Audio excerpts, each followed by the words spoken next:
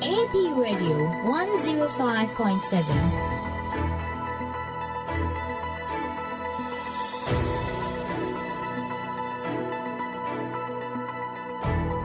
Action Power TV, the way of salvation.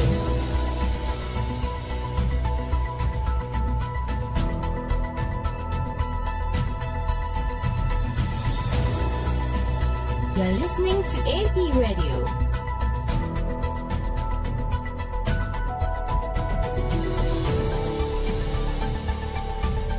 Action Power TV, the way of salvation.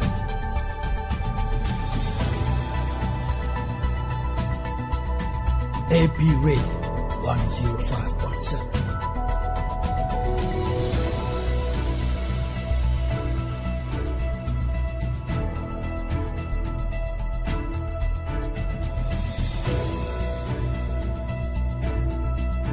You're listening to AP Radio.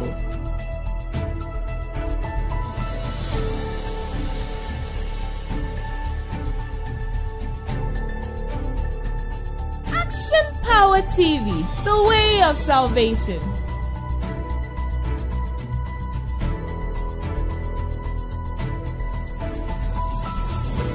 AP Radio 105.7.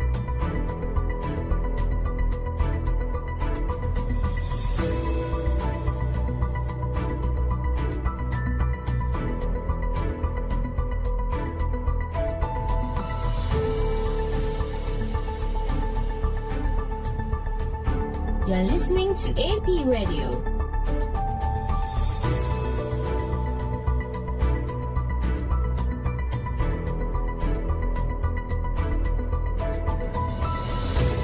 Action Power TV, the way of salvation.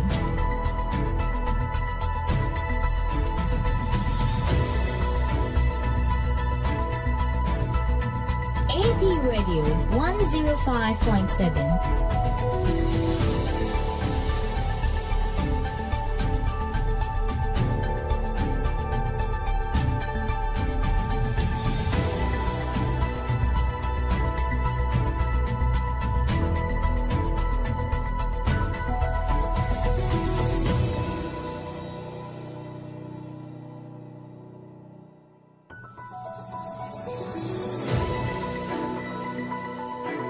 AP Radio 105.7.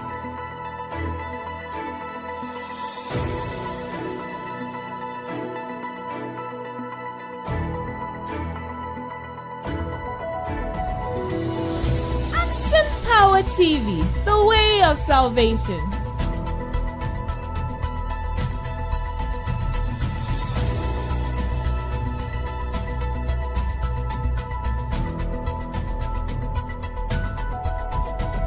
AP Radio 105.7.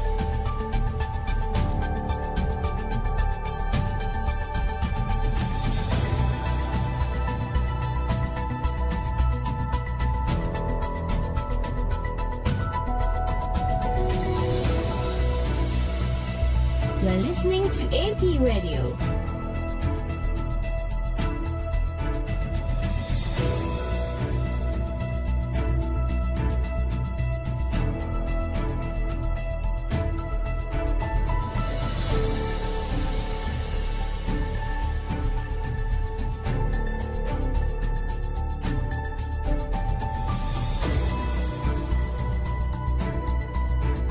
AP Radio 105.7.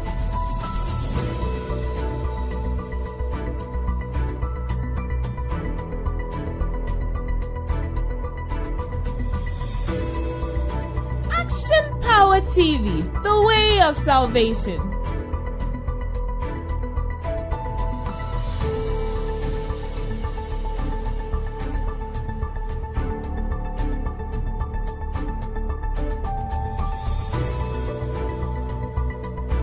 You're listening to AP Radio.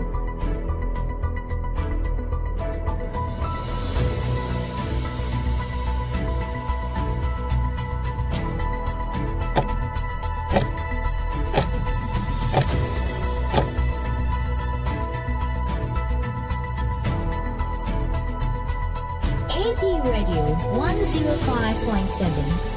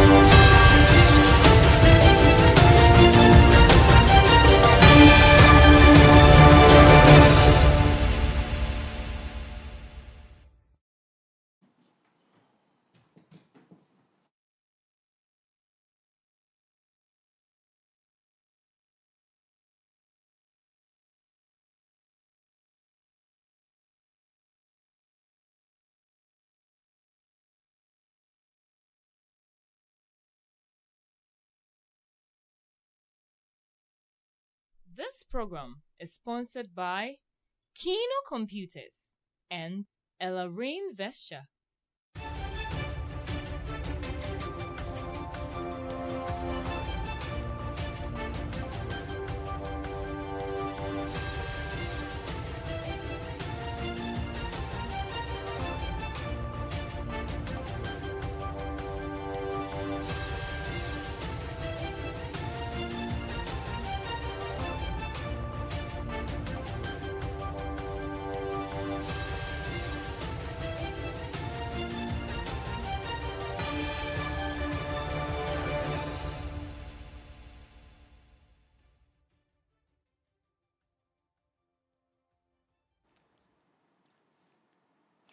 Abusuama mamu nyina mu aha awia adepa APTV and AP Radio 105.7 kasafide so awia samu asese ya maye mu ene amahodo so ne aboa no a samufo de nensa hyase di kanedi tienti mede ebeso mo ewo ye fidi kese so ya samu a ene ya opanima aboso me no de toso woche wa fimpino ene aduonu numi mu no de ebedi mu akotene bi eni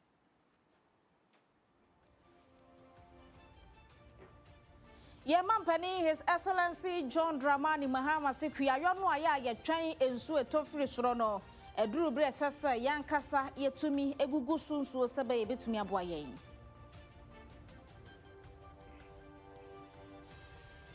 Sanso ena yemampani dada John Agyemang kofo ese Ghana fo ehwe NPP modern mo 2024 ede kwane fom homo no mo de twen wo maso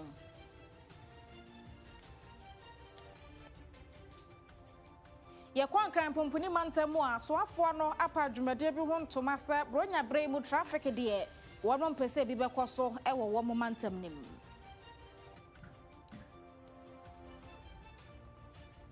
Sanso na wo mo etu asase mo gudie ne nkuma emu na mpanimfo ede nhyehyeye ye gu akwamu a ye beboa mo dwumadie no atumi agina ne naso Afoforo bi ka ye ho ene yaboaboa no se prom to broadcast yebo mede be so mo yabo ansami nyina no de akogo news.apmediagh.com sanso ena Facebook and YouTube APTVGH ewo TikTok Instagram ena X entintenfidie ne so no APmedia_GH ho ena obenya yen a ene nkita ho ne videos ahodo ide atoto ho no no react to it ama bibia so to me akonani mo so for boss lady Afia Kyem Agyemang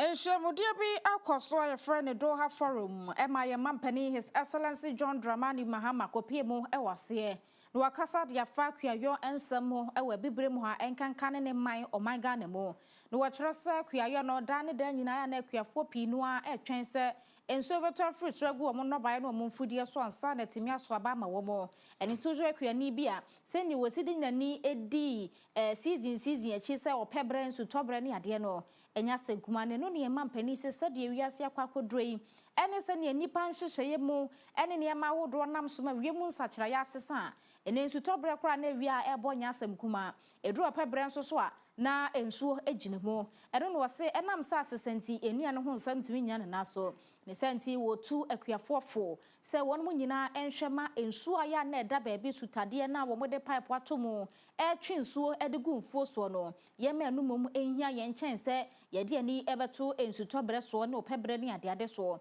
eba ne sa no aya na ye nua ne nya no na akofoma emuama ye nua ne ho nsam ntumi enyina ne naso. Unfortunately, there's an intersection of what I just talked about and climate change.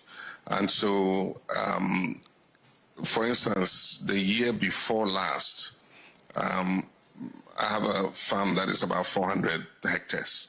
And we grow soybean, we grow yellow maize, mostly for the poultry industry. We planted and the crops came out very beautifully, nicely. And just at the critical time, the rain stopped for 10 weeks. And I just watched the crops wilt. And so we need to adapt our agricultural practices to the new reality. And that means that we must put more land under irrigation.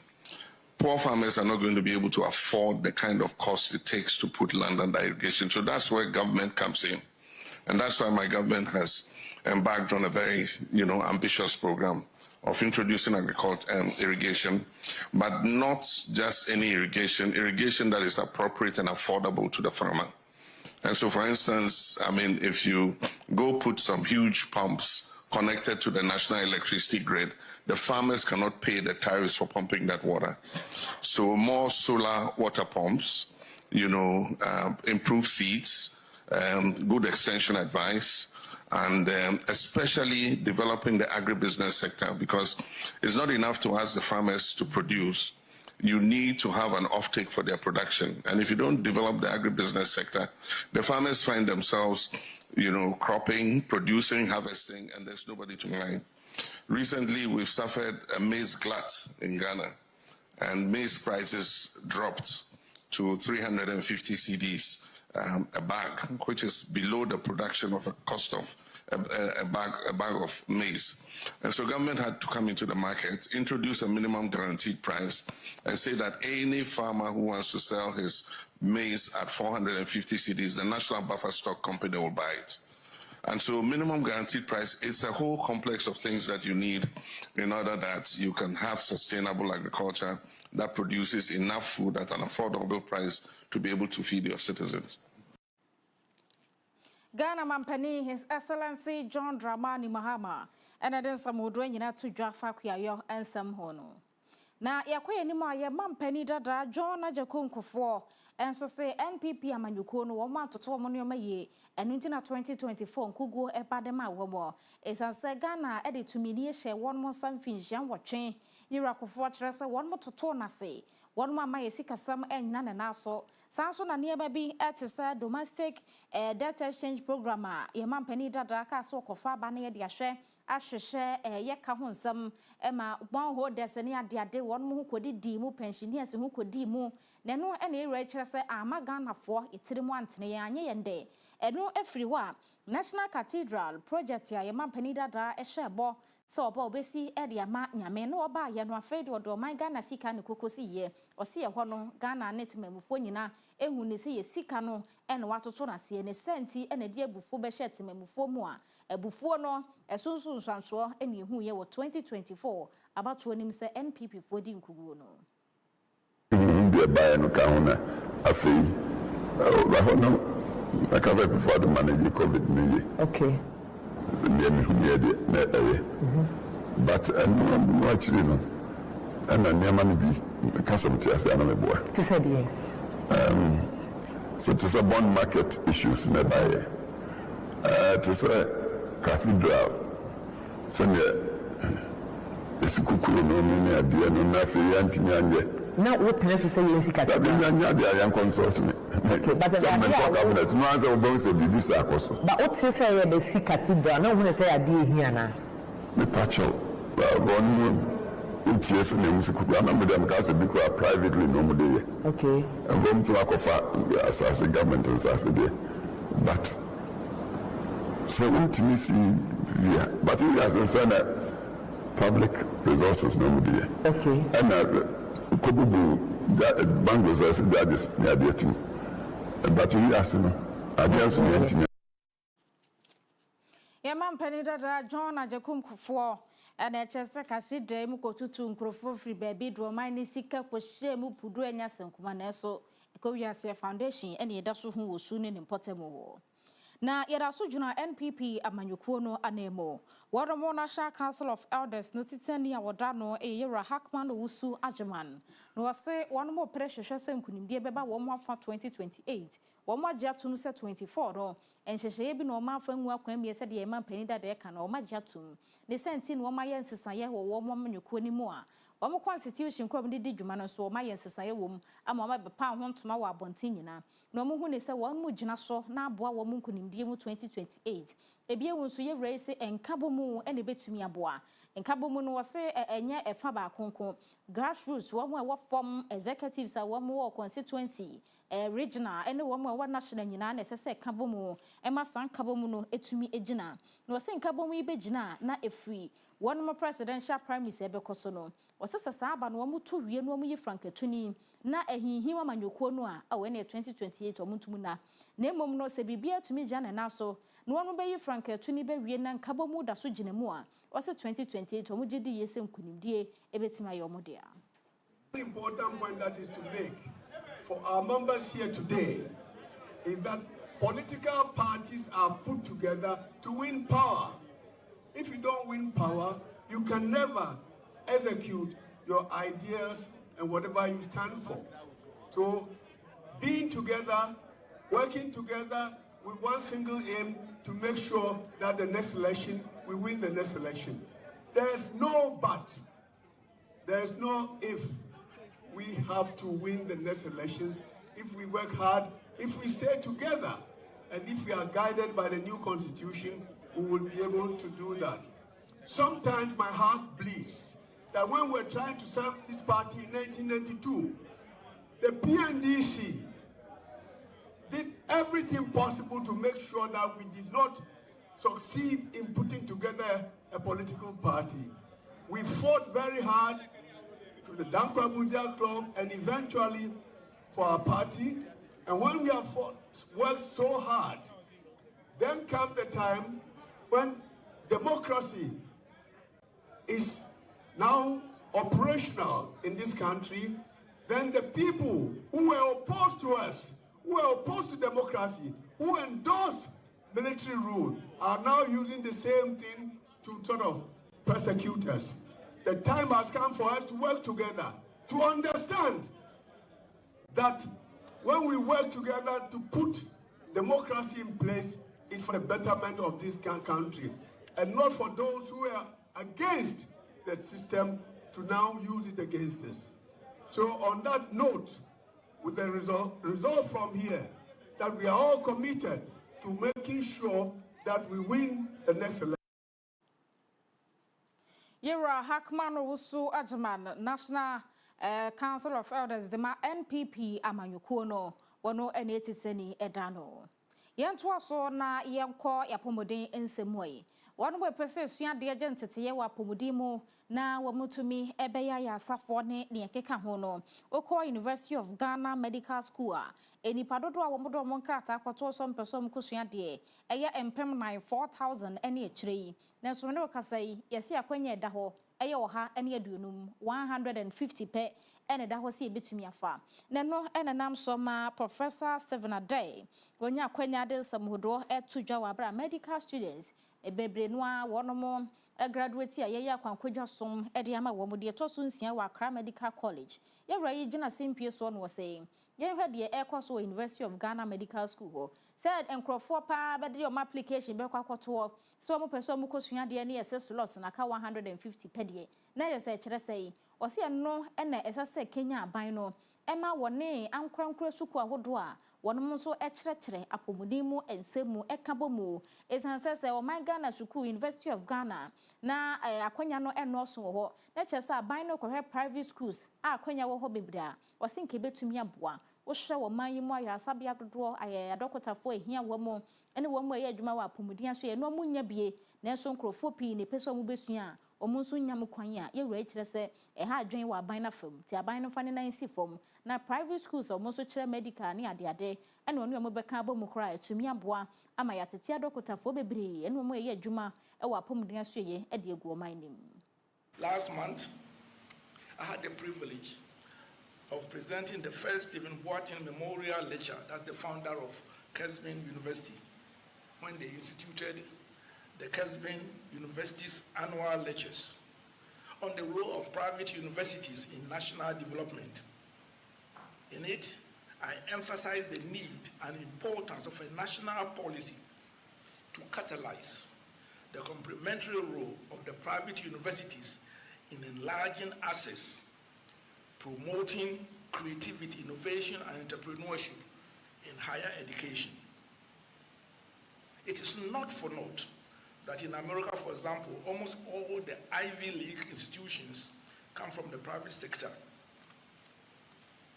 We as a nation have reached a stage, the last time I checked, with 90 accredited private universities. And therefore, there's a need for a dedicated policy and agenda by the state to enhance the contribution of private universities and colleges to the development of Ghana. Speaking to a friend within the University of Ghana Medical School just last week, I learned that they received 4,000 applications this year for entry into University of Ghana Medical School, and their space is only 150. Thank God I was born early, because with my I might have been out. Elsewhere, the state will approach Accra College of Medicine, Family Concern, Entrance, which are private medical schools, to discuss how the state could support them to take 50 students each, which together will be the equivalent of our revered University Ghana Medical School, without the state having to set up another medical school. Professor Stephen Ade, Accra Medical College, Wadomo Akwankogya so etoso nsia emo ena yewura yi de sasamodo nyina ekotudwa. Ye koni partner yemo ensem.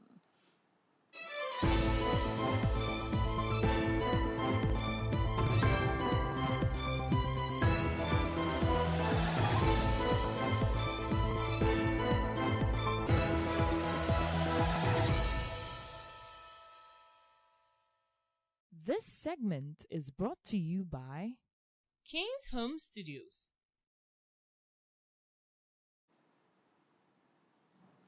Inhwehwemu for ya wamo University of Cape Coast and also my inhwehwemu kakra area fa aban nhwehweye ne wo de curriculum for bre akyerkyerefo so omunyina so emfankyere desuafo ade eno ene won mo hweso se ye kyerewe betumi abo animdie mu ewo sukuu edan mu na no ena nhwehwemu kuyi won mo hu se enka curriculum ya aba foforo die nke betumi abo pa na so se bibi te sa akyerkyerefo a ye ma won mo class desuafo dɔso ho wo mo dɔso nti eya na kyekye ni ba ko ontumi won mo nyina efa nimdepa enhye wo mo tirim ebie wo soso wo se akyerkyerefo no adesua ne adekyere ho akade bibi te se textbooks a ebeboa wo mo curriculum foforo yi yemfa bi ema wo mo eni nti wo se aba ne se no akyerkyerefo pii wo a enko won mo nimdeɛ mo betumi ayede afa curriculum foforo abaye ho na soso aban no nyana famu de emmoa ensisi suku adan a yebetumi acheche adesuafo ni mu ama obia enya nkora kuma bi no akere wo mode ye na akade nso ebebo adekire mu ne adesuamu so ebi nso ema nti omo so munhwehwe mu no ama ehu sei ene achecherefo hawo a omugidi yesa aban no so ano ama achecherefo ya ke betumi aboa won makache Ghana Education Service for ene won mu develop sa curriculum yi se won mo nya nhwehwe ya enke betumi aboa na classes ya emu dɔso adesuafo dodo no omo betumi atete so na achecherefo yi ebetumi akyerade ama emofra no ate ase. Would like to recommend that moving forward, we hope that lessons from what we have done will help inform future curriculum rollout and implementation.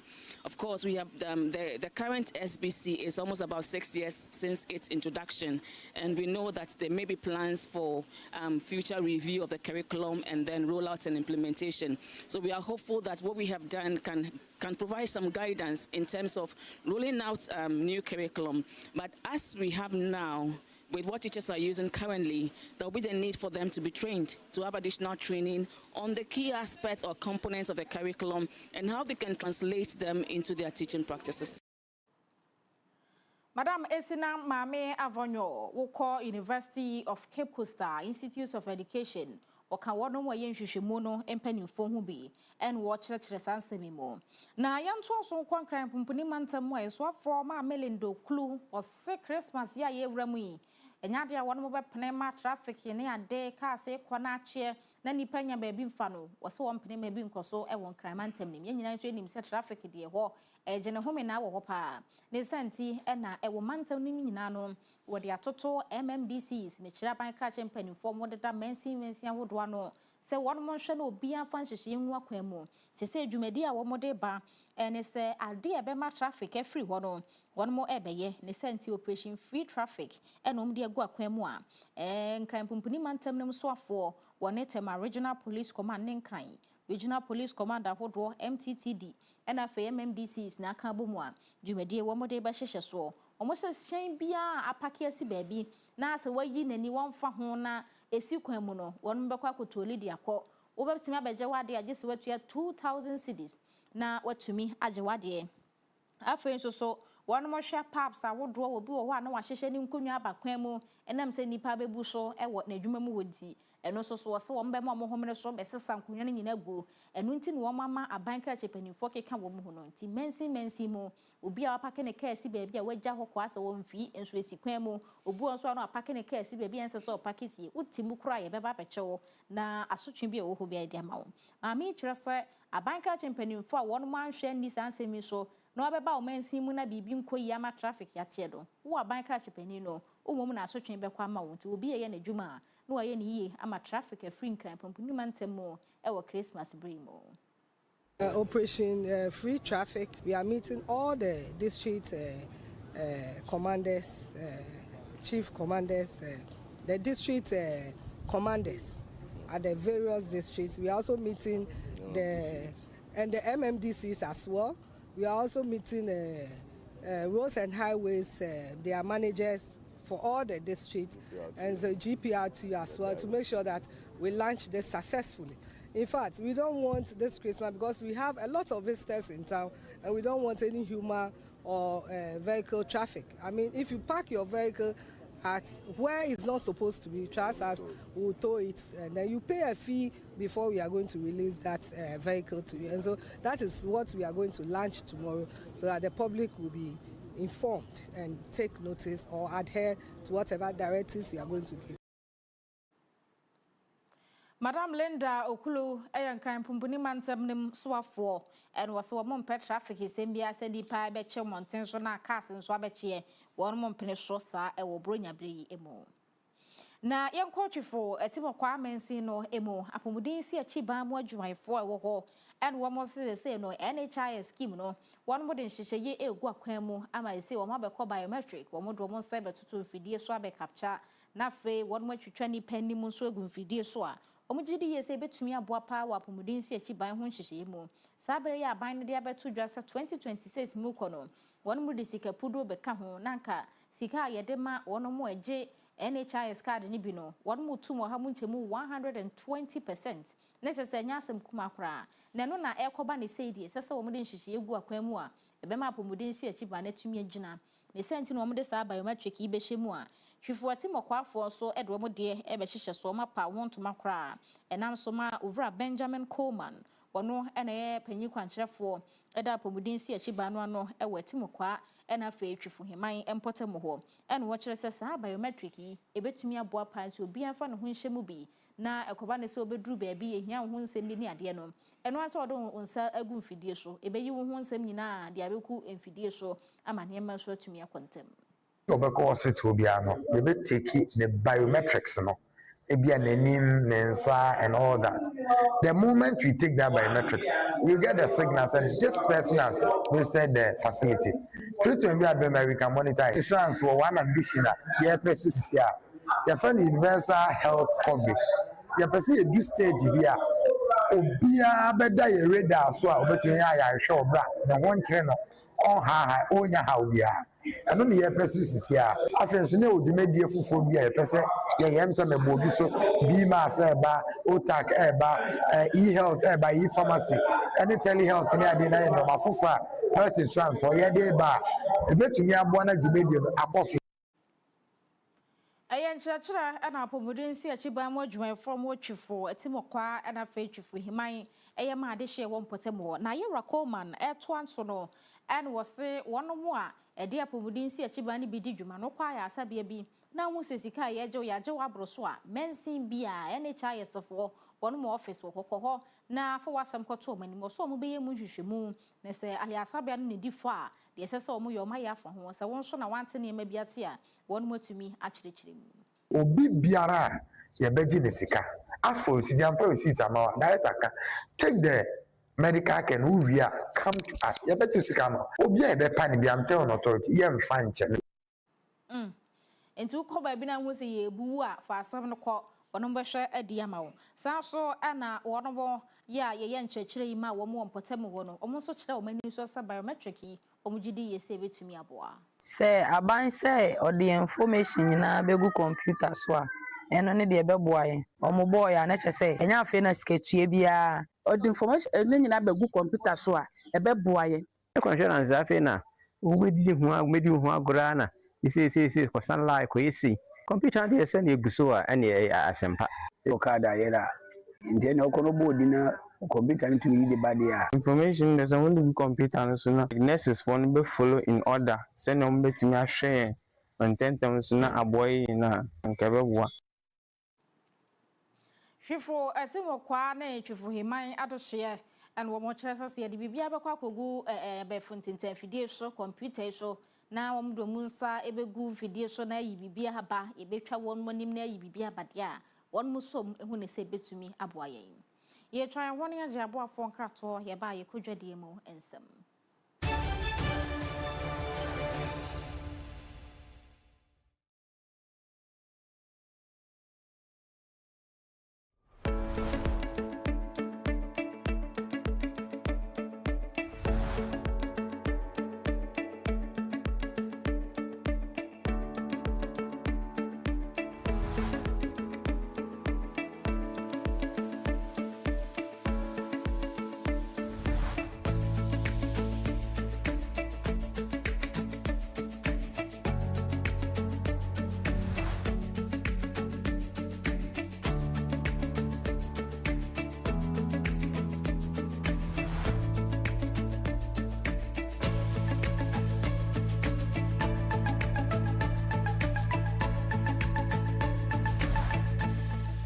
Download the AP Media app now at apmediagh.com/app.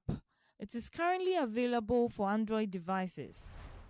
Coming soon to Play Store and App Store.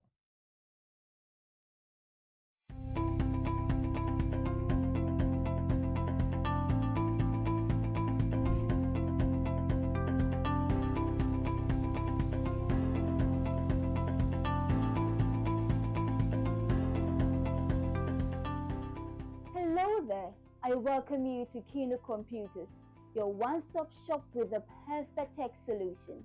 At Kino Computers, we give you the best deals on quality laptops, phones, and accessories.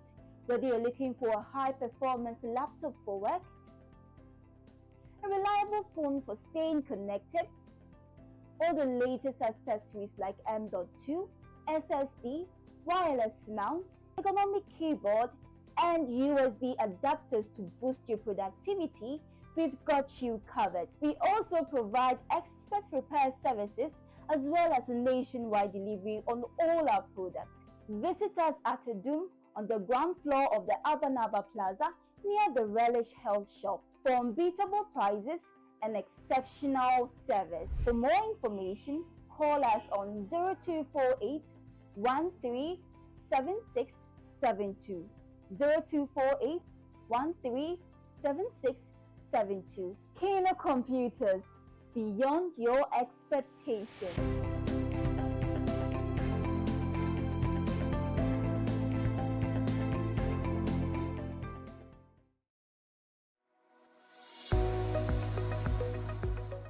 Dr. Kukudazi has written a very informative book called How Demons Operate. This revelational piece exposes all the deep secrets about demons to set you free from their evil clutches. You can purchase the book online on Amazon.com and Bol.com, or also grab a copy from Continental Supermarket at Ayediase or the Kyem Shell Shop in Kumasi. You can also call us on 050-644-9797 for your copy. Get a copy right away.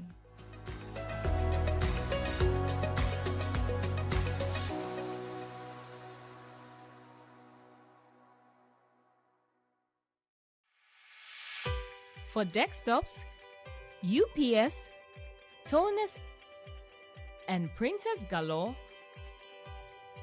Pogbell Enterprise has got it all, from CCTV cameras to office chairs that keep you in style at affordable prices that will make you smile. For schools, businesses, and individuals alike, we have what you will surely like.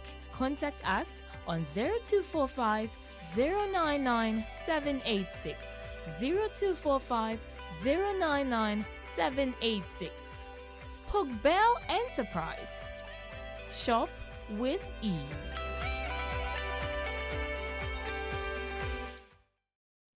Introducing the Smiling Shark Outdoor Solar Camping Light. A new modern way of lighting up your world. It's a powerful portable lamp with 2 modes of brightness, a strobe light as well as a flashlight. You can power it through solar charging or Type-C charging. With a built-in high-capacity lithium battery, you can also use it as a power bank to charge up your mobile phone through USB. To purchase one, contact 055 051 5323 or 053 520 3534.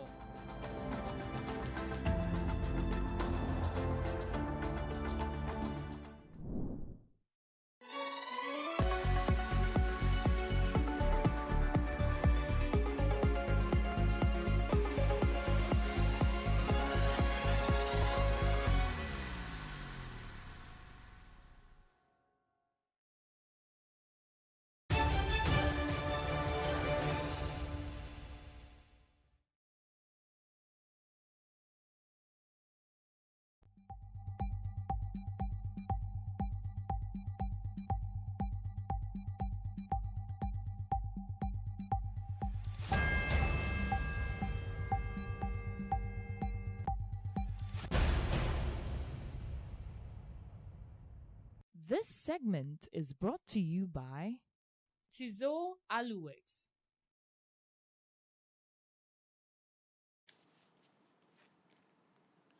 I was trying to get a for and crato one more so your son where we are from to recast your boy so APTV and AP Radio 105.7 Casafidi eso. Na e wojo die mu ensemo Minerals Development Fund MDF for toa e hwe asasemo godie etuo eso.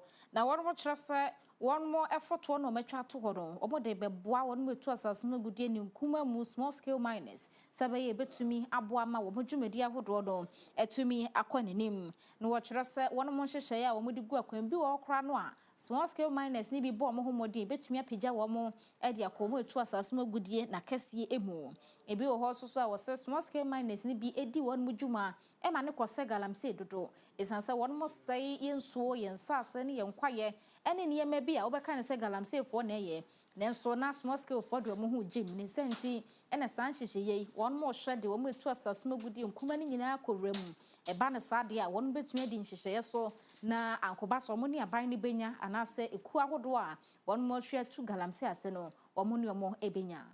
DF Modular Sustainable Mining Turnkey Initiative embodies the future of small-scale mining in Ghana. It introduces a model that is eco-friendly, efficient, and socially responsible. In accordance with the MDF mandate to redress the negative impact of mining in mining communities in Ghana, the MDF, through its Modular Sustainable Mining Turnkey Initiative, is implementing the beginning of a permanent solution to Ghana's most pressing challenge. Dr. Hannah Louisa Abisiu, wano ena ehwe Minerals Development Fund no eso a wo se omo de sa dwumade yaba ebe hwama wo mo etu asasemo gudie ni nkuma mu no yetumi yi wo mo e de afri galamse fo ne mani mensaba ya nsonsonye ebetumi abeda wo mo ntem ye ko agodie mo ensem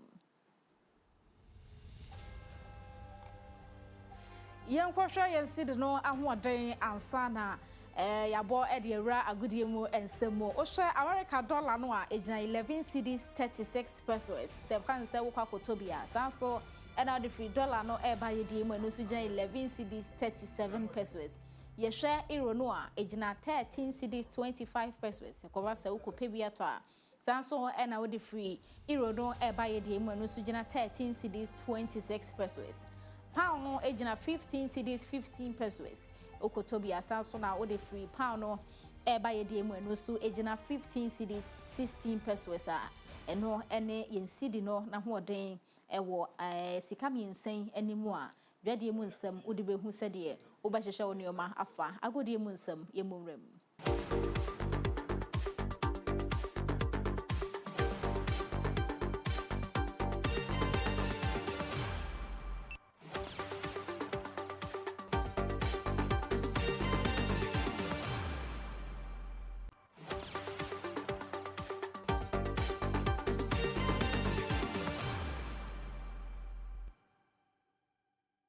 This segment is brought to you by Pogbell Enterprise.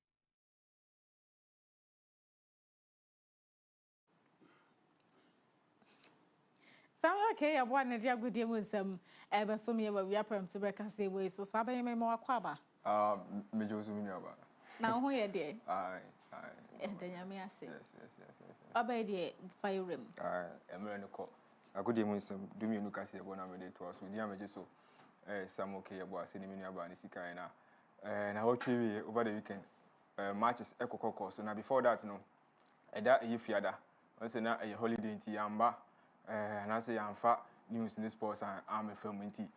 One tier, World Cup draw no, Nyal Tuja, USA, yes, Akotoswa, she say will be a baby, but young fat groups Ninama, but Ghana, you know, the whole here is answered.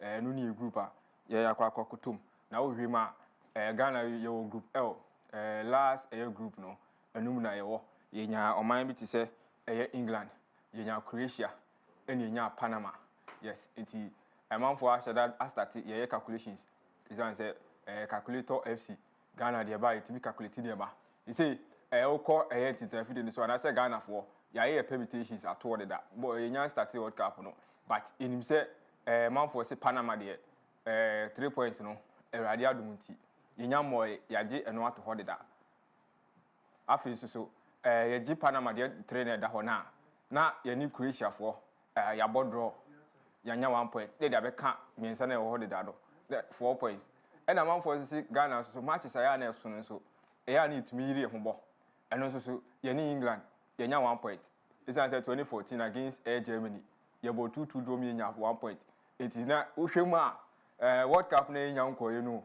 matches na nya moye no Ghana you 5 points ya progress ko enim ana woni menya adwene ofie but na mo ka you 5 points iti say udi obi say England crash share crash dia Panama any Croatia your budget so two countries no say do my budget Panama 3 points Croatia 1 point is an say Croatia for no kokra ni wom omo ho no nyina o mani afi yeso yemrante ne yom yebetimi ahye omo enti udi enya kra ne nya 4 points yebetimi progress after the next round of a World Cup. This is with the expanded version, 48 teams. It's a bit for best third place. Yami Adomna say also 3 cra. Ebia near points no. And you goes no. A team boy am yet me up progress or Ghana. You will group L. First match in Panama and a bebo. Or Tiano Ashen so at the Yami. I meant to ask and I call a Ghana Premier League. It's answer will fee it for Ghana Premier League over the weekend. Results no. Nema etuja. Ushema akasifoni menu nyina. The Continental Club Masters far away or Tamale or Koya the Kojin sem Ushima results Koya Nation Safety shall say Afia the Nation Safety Etina Fish Pando Heart of Lions come you no Momuti Kanu Bako or Adriana Stars any team fair Baseke Holy Stars match the Koya Tipenqua Obia and to me and Shebi Elho and after to Dream Safety Tina Fish come you know a Bichim United Etia Kanu Bako Senemekan Carolina United Eshim you know has and to me anti Mediama SC etina fie she kam you know abrekum Chelsea eti ye kanem bako Samatex etina fie won Century she kam you know bibia ni Gold Stars and to me anti bako kra Vision FC etina fie any Young Apostles ebo etipenku a obia nso anhye bi ho na Hoho United etina fie wo Hoho Astrotef echi team my friend Krobia Kumasi Asante Kotoko ehye ne kabako a sa match no ano hye kibetimi anya Krobia highlight na ne ya de wi akotoko match no goals no kwan a free kick no omo fa so ehye no tize mbebo na enya kotoko highlight na nke bebo pa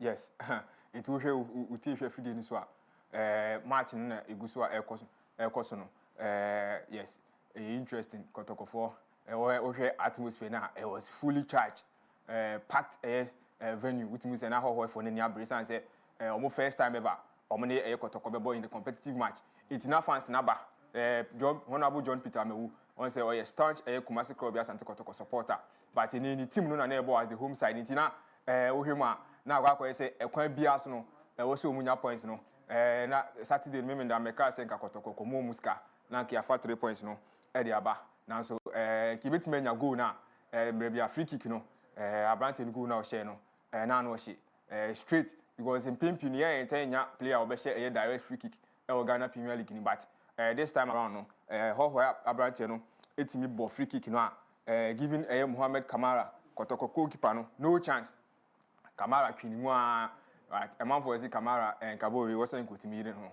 it's say man for say a contract I open no against Hoho free kick here o de momia we de we na masi free kick this koye see player ni ginechiri waso ni sisi wapejam pow keeper wairum we nyina keeper na mo ama yen say si form kuruma bruta enra because na has a lose two ye she has minu e wo karela tamale ton ni nim say de ya Hoho ni tamale de muwa Hoho ni kuma so ke de emuwa but emuwa say wo defi akra be sa ko tamale na nkeja ke be yegu has won hu kurum ha enso so enra ene man sheda amfa na after match no ena papa friend Kyem Zito post match odin sem etuja isan say match de ubo wi a wo say yibise 1 or 2 questions eti mumi enti papa ne sem a ɔde tu dwa. Giants in Asante Kotoko, they are on cloud 9 at the moment and very excited. You're still watching the Ghana Premier League on TV3 and on your TV. I've been joined by the head coach of Asante Kotoko, Coach Karim Zito. Coach, first of all, commiseration. You think the scoreline is a reflection of the game we saw? Well, when you look at the way, to be serious with you, I'm disappointed in our first half performance. I wasn't happy at all. And they had a good free kick and it resulted into a goal. So there's nothing wrong about the free kick. But I think we didn't play well the first half.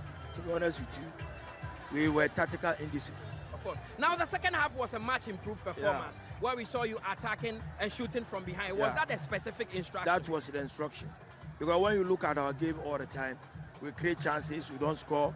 So most of our training of late is about goal scoring. Then why didn't you score? Why do you wait till you've been scored before you try? So today I'm very, very disappointed. And I'm very sorry I'll use this opportunity to apologize to my team supporters that we are sorry. Of course, and we'll make sure that we'll make the amendments. Yeah, but would you admit that the numerous injuries in the team is actually affecting the results you've got, well, especially the last 4 games? I think before we started the game, I told you about it, that everybody is registered to come and play for Kotoko. So if somebody is injured, though it might affect you because of the rating, but all the same, you are also registered to play for Kotoko. So why are you not taking the opportunity to also prove that you also deserve to be there? That is why we registered you. So for that, it's no more excuse. We didn't play well in the first half, and I'm not happy. That is why I said apology to my team supporters. We are very, very sorry. I'm not happy. Coach, you are a very experienced manager. You've been in situations like this before, 4 games without a win. How do you get the boys to get back to winning ways in the next game? Well, I think, to me, I've not lost hope in my objective for winning the league. I think things, it's even better inside this week. So when we get our rhythm, I don't think we'll go back again. So definitely I have to use my psychological knowledge of coaching to calm these boys down. But all my problem now is my team supporters. Okay. I apologize to them on behalf of the team. That will do better next time. Okay, Coach, commiseration again, and we wish you all the best in your next game, Coach.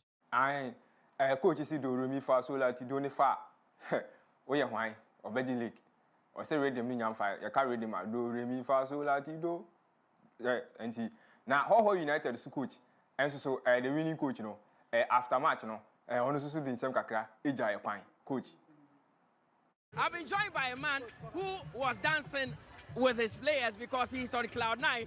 Coach Abdul Rahim Tijani, you have won a game against Kotoko. First of all, sum up your performance for me. Firstly, we have to congratulate the boys. They did so well because all what I want to say is hard work works, because we really plan for this game, because we watched the game, the previous matches that they play on Friday and Saturday.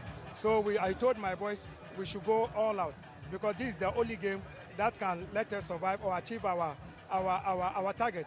Because next week we are going one of the difficult grounds as well. So I think we did so well, and the game plan worked so well for. Coach, in the day was say, on the day you do re mi fa so that you don't need on the day. Game plan. There's a Nenia Brise or Babesha Kotoko, or so her Kotoko for any bomb boy.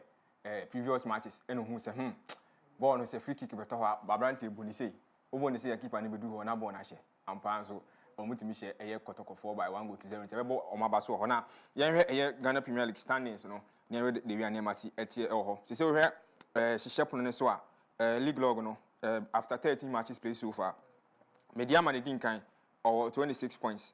Team Efeniduana Stars, Tosumino, on also 24 points. Heart of Lions, Etosumi and Sa, 23 points. And after instance, Bibiani Go Stars, Etoso 9, 22 points. Ashanti Kotoko Tosunum, 25, 21 points. Samatex, Etosunisia, 21. House of Folk, and Sutoso, a year, and so, 21 points. You call Ghana Premier League now. Saying it's more, you know, Recum Chelsea, Tosuduncia, or 12.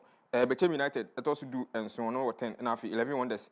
yes I feel BA teams no omo na omowe eko sa na ye movie on yenko obi man so amanone isan say over the weekend matches ni because we English Premier League ni ma results no see ne si ekoye ne match ni ba ko ho Manchester United ebetina fi any team friend anaso beto Wolverhampton Wanderers any na kwa kobo na hwe results na see ne si ekoye ho Aston Villa yes etina fi echi team friend Arsenal the Gunners ehye ne kamenu a Arsenal for timiti ekanu ba ko ena afi so yes EPL afi so team my friend Bournemouth etina fi any escafo amantem Chelsea the Blues ekoye tipenku a obia entumi anhye bi ho ama pressure aba be Chelsea for no so say o maso akwa akoye hye afi so hwema obenya team my friend Everton the Toffees etina fi hye kamiensa Nottingham Forest entumi anti Manchester City etina fi hye kamiensa team my friend Sunderland entumi anti ba kokra Newcastle hye no Burnley eteka nimu ba ko Tottenham Hotspur ehye kamienu a Brentford so entumi anti Leeds United any Liverpool match ni ko yeti penku a obi a hye ne yonko miensa afi after some match ni Mohamed Salah edison bebre aba betudwa anohye Brighton and Hove Albion any West Ham match ni ko yeti penku obi a hye ne yonko ekaba ko and afi Fulham Craven Cottage no tena afi Crystal Palace ebe hye ne kamienu a oteka nimu ba ko Spanish La Liga ni ma over the weekend matches ni bi ekoso ho Villarreal etena afi ehye kabienu a Getafe entumi anti Deportivo Alaves etina fi hye kaba ko Real Sociedad entumi anti afi Real Betis etina fi aye Kofi Brookman ebe hye ne kama ko enum wote kanim miensa sa match no na no hye because abrante friend akora makula miyama hye go Ferran Torres yes akora na so odin no ono so bo hat-trick sa match ni ma Kofi Brookman entumi Astro Chile ni ko 4 Athletic Club Bilbao etina fi hye kaba ko Atletico Madrid entumi anti afi so Elche ehye miensa Girona entimi anti bakoko Valencia ne Sevilla match ko etipenko bi ahye ne yonko ekaba ko Espanyol etina fi hye kaba ko Rayo Vallecano entimi anti na fi last match no team hene team fo ni nyina mpanifo no Real Madrid etina fi Celta Vigo ebe hye ne kamenu a eno a Real Madrid for entimi anti to call La Liga standings na say na akwakoye Barcelona 40 points after 60 matches played so far and after Real Madrid 36. There's a shape no favor Barcelona for Barca at the 4 points and Agyemang Madrid for see o maso akwa ye after say omudi nkuku ewofi and red card miensa and Madrid for ni die omudi red card makoma miensa after match no players na dwa coaches ni so adwa almost referee no tv ma efie e ma mesisi eti na ha adwene ho no musanti agudi musem no mra no ko ma me fancy ha na dia aka no yen fan to aso okay Fabi ho dia ene edi be ka ho ene yen Fabi ka ho sene na me ka no Bobobo FC Bobobo Liverpool Bobobo omko menu no ma sign enra Leeds United no mbo tipenku ka miensa omutena fi and I say Liverpool Leeds on say midweek no money Chelsea but 3 share Chelsea by 3 goals to 1 would me say Leeds for say omuna no dere omuhia wa miensa na Bobobo FC ni say oh scafo amantem na bia no ne ho awu ene watimi akwahye ne ka miensa ka me de ba ne say yensa ka Bobobo de won say asa ene no ohihim ne ho saa oti nani no na outanaka se obeka outanaka won say Ghana ni Japan ko bo friendly abante no bu Abu Francis ni namu no we de nanya namu no ba bebu no be share last minute equalizer e de tia Bobobo FC e say after match no na Bobobo FC ni superstar ni senior player Mohamed Salah o say ai mo de eguko bia ba na mo de ahye me timu ni nkoya na mo de ahye me de maye mo den ka Hurricane ya ka mo ye ni sa Hurricane na bo matches miensa no wan hye gua ka mo ka sa asam na kire no ana mi fia bibire mu ntia me mpesa o aso obi mpem asem o timu nim bo na me ba Liverpool go samache ho na hye bida be emfie nwotwe 8 years ni 8 seasons ama be di wo Liverpool anyam na me kura team no anyam na team ni simi na so ye pegu anyam na me hye ye passes anyam na me ma na afa de 3 matches per me hye go ene enyimi si nchen mama me mobi wase team nim ohwe ma obi mpe na asem wo team nim Mohamed Salah Bobobo FC ni senior player no wase obi mpe na asem wo team nim obi mpe na asem otim nim enti wa ba be kasa o se season ni ende a ono de onka hwe o na mum ni kusekuse nyina hye ni tirim so obetena tim nim pa de ka bobo webs mu abrante fo Muhammad Salah ana odi sa asem jai kwan Yo Sammy na say na bobo FC o me ne hwan sa na e from na wa no mama Liverpool o mu ko mani ma no masan na bobo FC o mu nya de una de ma o ma na e wo ho ah si ana media to mu bobo FC yo na say mate abusia Sammy okay ya bo na de agode mu nsam abesom ye wa wi aprom to breakfast ebo so no ya bo na nyina no asi a de akogu news.apmediagh.com obetumi akokinkan bi yen Facebook and YouTube ni APTVGH, TikTok, Instagram, and X and video no AP_media_GHR. Ubetumi any dinkita ho. I would adinkra any de torso. Happy birthday, Enkoma Irene, Ano Mensa, Equia Speeding. Level 200 students, Ewo Kwada so Agraric College. If we Skyface yen fa would in classroom queen Emma queer speeding or senior coupon shana on your kesema would de mo de wo perishibiano onsa into me. Happy birthday to Irene and not Mensa queer speeding. Afe champion Diwasti ese yen fa would de encray Emma and a lovely Madam our chair na dear our primary JHS our ahafo DA Madam Linda, happy birthday to you. Students ba ko say na wo ye ma no our primary JHS na nani so pa nti na ye wa wo dadie ye fa afidi kese so na ye nka nche osanya kopon hira pa na onye okese ma nkwatenten ahoden wom ntumi enye wo chefa. Happy birthday to Madam Linda Blemko.